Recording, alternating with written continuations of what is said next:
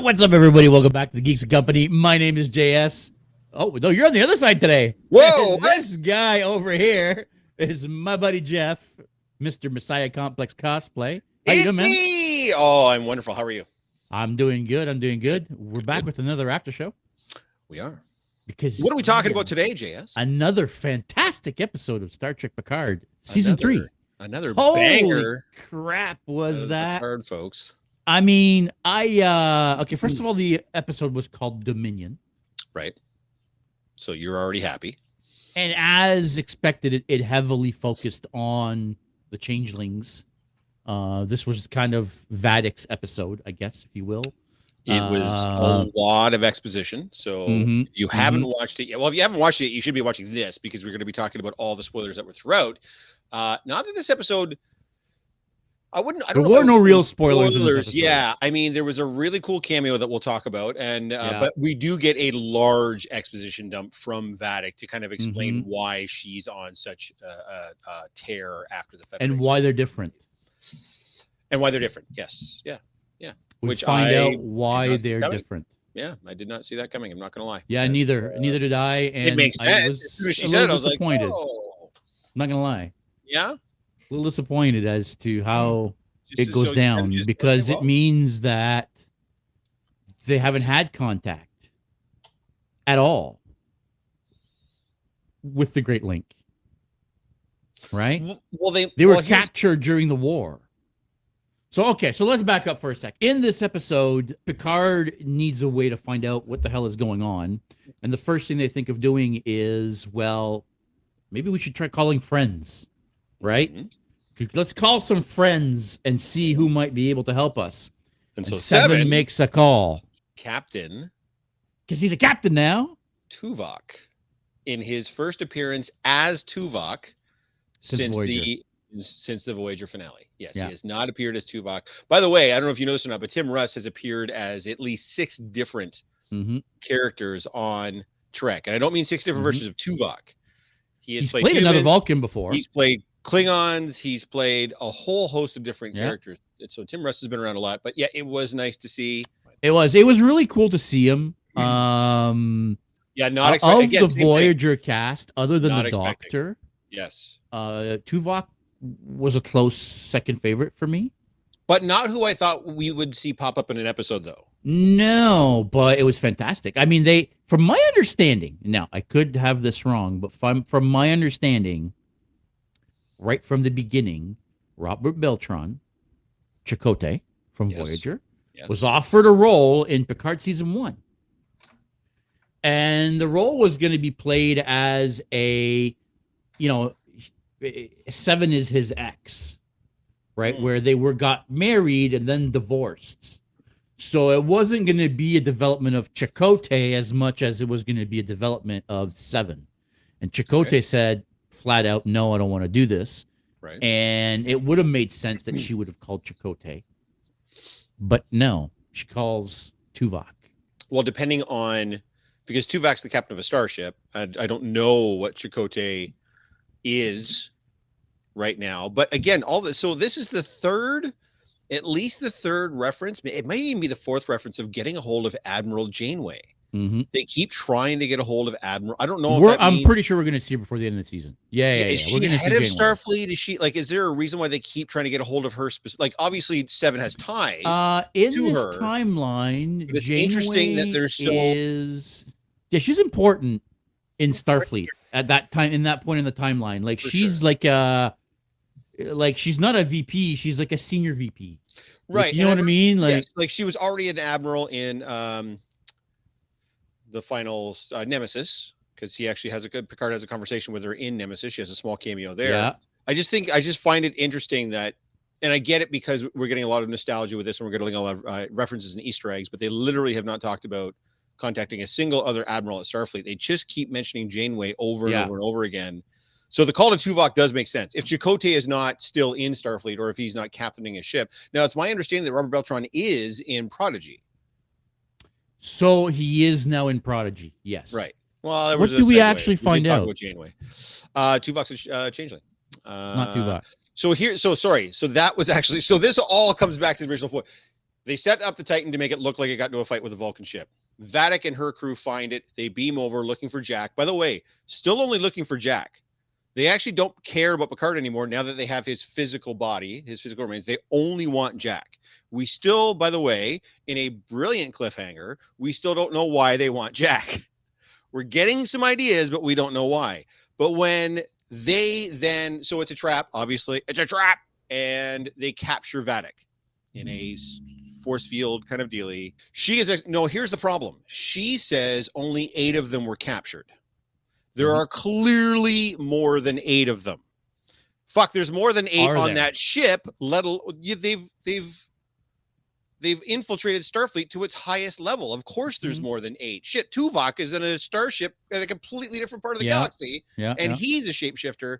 She said that once she got the formula to make her what she is, so again, you guys, spoiler alert, they didn't evolve, and it's not a new skill that they've learned. They were made to be able to do this. They were genetically engineered or modified to be able to do this by Section 31. Section 31. Okay, so she has a beef, and it's a legitimate beef because it shows what she was put through to gain these abilities. It was very, and I apologize for the reference, and I hope we don't get demonetized for it, but it was very Joseph Mengele Nazi camps type of thing. Like she was literally experimenting on these changelings. By the way, I'm saying she because in another revelation that we learn, Vatic's face is a very specific face. Vatic's face is the face of the doctor that was doing all this horrible, horrible things to the changelings. By the way, during the Dominion War, not post-Dominion War. They were captured during the Dominion War. But my point stands, there's clearly more than 8. There's a lot more than 8. So I don't know. Well, they've had a lot of time, right? The Dominion War's been over for like 30 years. Right. Which I don't know how long it takes to get from the Gamma Quadrant to here. If they could just go a different route, or I don't know. Using transwarp, transwarp core. What was the things that Voyager used? Corridors. Yeah. Maybe they're using those. I don't know. I mean, I don't know. It's still very unclear as to if they're here. How are they here? If they're going through the wormhole, why is Cisco not stopping them or involving himself? And if they're not going through their wormhole, then well, how the hell? Like, you know what I mean? Like, there's something going on there that they're clearly not telling us. That I think the whole we were captured during the Dominion War, I feel might be a red herring, because there has to be more coming, like you said. Yeah, there has to be more coming from the Gamma Quadrant. Right, because it shows the containers where the other ones are in. Yeah, right. Like it shows her going along and making them like her that can fully change and have biological and blood and organs and the whole 9 yards, so that they can. So they were designed by Section 31 to be the ultimate spy. I don't know how Section 31 ever thought they would work for them. I don't even know why they can. By the way, this is why they can hold their shape and their form. They don't have to revert to liquid at this point. So all of this has been done to them specifically. And it may, by the way, explain why some of them, after getting killed, do revert to liquid and some of them don't, because some of them clearly have the genetic modifications and maybe some of them don't, right? Yeah, and you're right. And I feel like that's, maybe. But all this was super cool, and it was great to have that sort of exposition dump from Vatic. But what the fuck is going on with Jack? Like it's just getting weirder now. Like I don't. Yeah. So I want to talk about Jack because, in this episode, not only can Jack turn into John Wick on command, he can now telepathically communicate with people and read their minds. What? Like what? Yeah. Oh, okay. And let's not forget, not only can he telepathically communicate with people and read their mind, he can control their fucking bodies. Okay, so here, all right. So I'm going to try. This is, okay, JS is whacked out theory. This is Jeff's whacked out theory, okay? Okay, yeah. Lore and Data, whatever, when they're talking to Picard and they say, why would they have taken my body? He says the diagnosis of Irritable syndrome is in question. Yeah. So now it's not Irritable syndrome. Like that's not what eventually killed Picard. I think this goes back to what we were talking about last week. I think it's some leftover Borg something that Jack somehow also has, and that's why he's communicating telepathically, and that's why there is body movement, because of course the Borg all think as one. So he would be like a human Borg.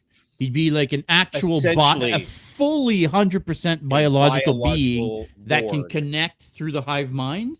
And I mean, think that's that what would be a bit of a stretch, but that would explain what's going on. Because otherwise, I don't know what the red door signifies. I don't know what all the weird vine signifies. But all that, I mean, whatever. And the other face that's giving orders, right? But the red eyes, and then, but here's the key. Then Sydney had the red eyes, and then they could read each other's thoughts, and that's when he was like motion controlling her, like like initially when he's just reading her thoughts and she's not getting anything back or doing anything back. That's fine. He's just weird. Now he's a betazoid. Who cares? But when her eyes go red, and then they're reading each other's minds, and then she's mirroring all his moves. Dude, man, that seemed pretty Borg-like. Like that's a whole other that's not telepathy anymore. That's a whole other thing. Like that's when the betazoids are reading somebody else's mind or talking directly to their mind. They can't do all that. So and Vatic clearly knows what's the deal. Yes. I mean, it ends with that. Okay, so it is a cliffhanger, right? Yes. And Vatic ends up taking over the ship. Yeah. They all get out of, if we didn't say this, it was a trap. They all got caught within force fields. Lore, being Lore, finds a way to fuck with the crew, and he lets everybody go. Yeah, they had him plugged into the ship, and then they were confused as to what happened, like, because he took over, and I was like, yeah, why would you fucking plug him into the ship? Lore. Yeah, like, now, anyway. Bring up the tissue. There is a very heartfelt moment where Geordi essentially bears his soul to Lore, trying to get through to the data thing, like, when you die.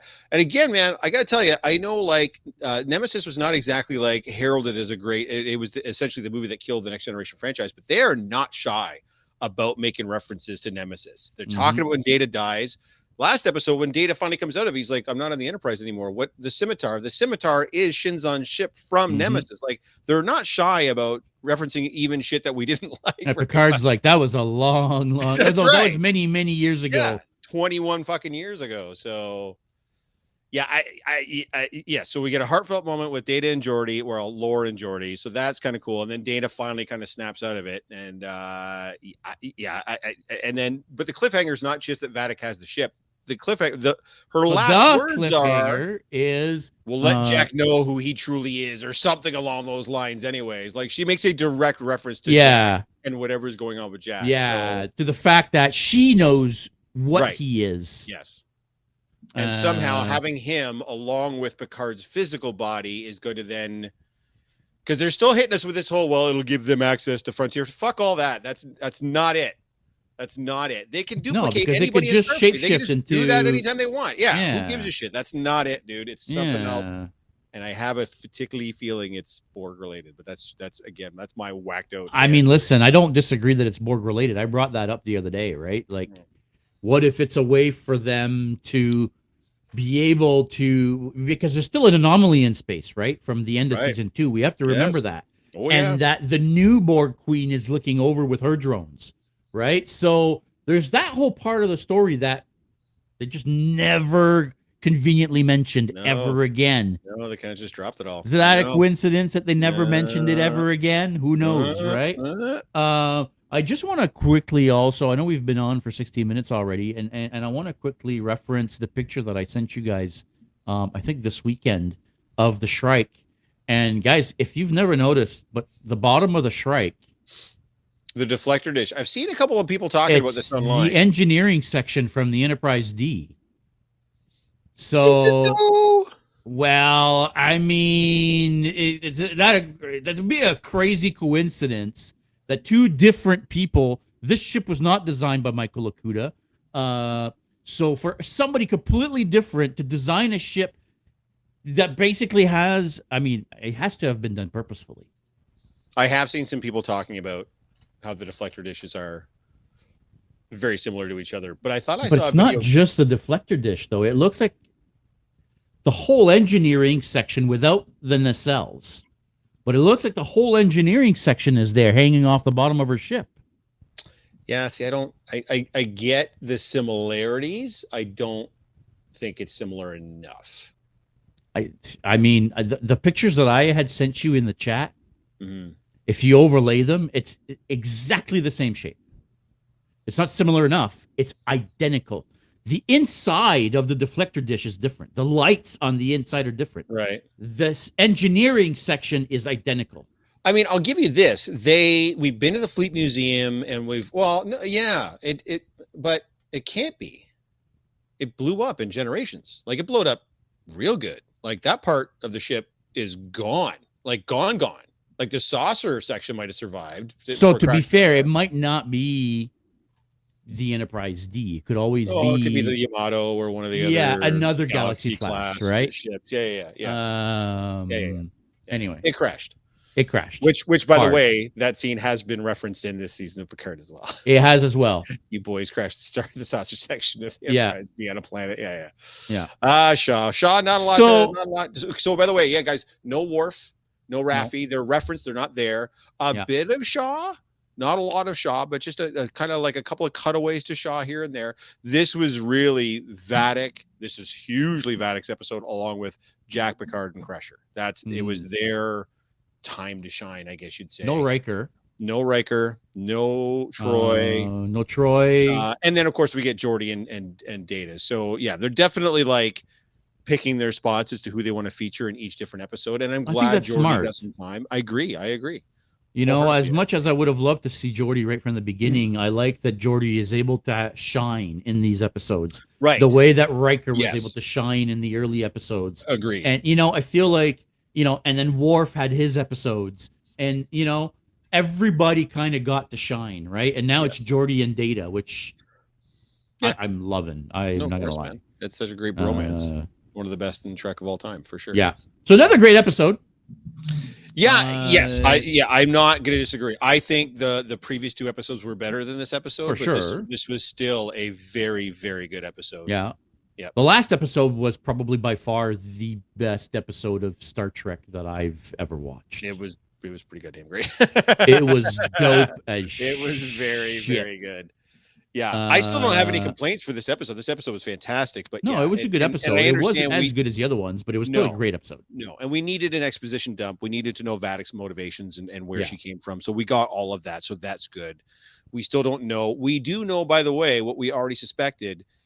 Whoever's pulling Vadic's strings is not a changeling. So whoever's ultimately behind all this is not a changeling. The little disembodied head specifically said, "Your people will wish." Well, could it be changelings from the Great Link? Could it be the Great Link?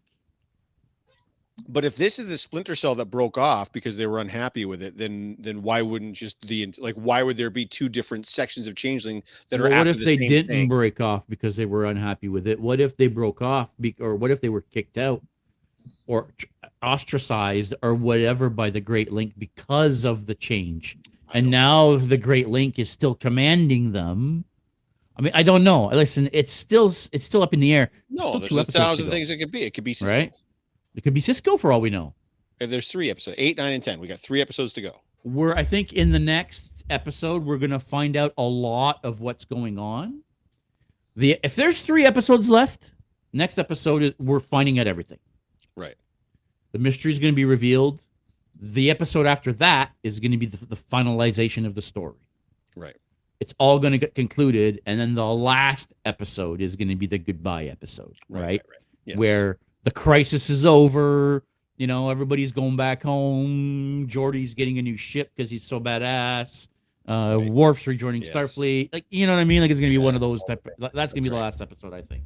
Next episode, I think be some cathartic. Yeah, because now the only real thing they have, the only 2 major things they got to reveal is what the fuck is going on with Jack and who's actually pulling Vadic's strings. Like those are the only 2 big secrets things. Well, and why they want Jack. Well, yeah, why they want, which I think will go hand in hand with what's going on with Jack. Like those 2 things will be the same thing, right? So we'll find out what's going on with Jack, and that will explain why the changelings want him so bad. So yeah. So I think that's going to be it. So guys, if you do enjoy these videos, take a second, click the subscribe button, click the like button. It costs you nothing. It really helps us out. And if you click the notification bell, it'll actually let you know every time we upload one of these videos. So thanks again, everybody, for watching. Jeff, any final words? Can't wait till next week. Stay geeky, everybody. We'll see you next time.